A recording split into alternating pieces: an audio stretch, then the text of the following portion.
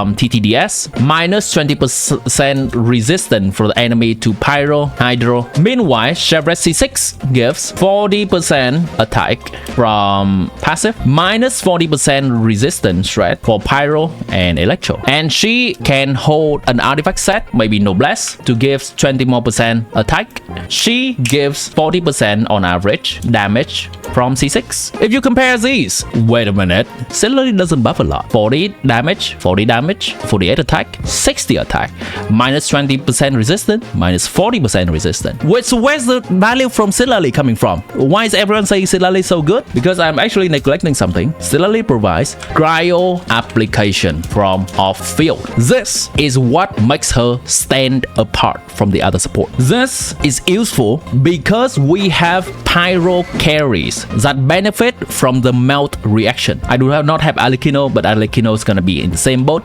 If you use Citlali in a Hydro team, if you use Citlali in a Skirk team, then this value of cryo application from off-field enough for characters to melt is completely nullified. If Citlali is not used in the Pyro main DPS team, Citlali's value is not that amazing. If in the future they release more Pyro main DPS that can use Citlali's cryo off-field application to melt specifically, then Citlali's future value is good. If in the future they release any other main DPS of different elements, Citlali doesn't really do much for them. If they in the future release a character like Klee or Yanfei or Hu Tao, still a on-field Pyro main DPS, but they now do so much Pyro that Citlali cannot keep up to help them melt, Citlali is not doing anything for them. That is the value of Citlali. She is extremely strong in the right situation. Not in that situation, her value falls off a cliff. Chevret doesn't help Hydro. You know what else helps Hydro? Escovia. If you want your Hydro main DPS to do so much more, I would recommend Escovia over Citlali. If you want your Cryo DPS to do so much more, I recommend Escovia over Citlali. Which you can see, Skirk team needs Escovia. Ayaka team is coming back thanks to Escovia, not because of Citlali. Noblette team is having Citlali as an afterthought after he slots in Escovia. Hopefully this video has been helpful for you. I wish you luck if you decide to pull on any of the characters. Have fun with Genshin.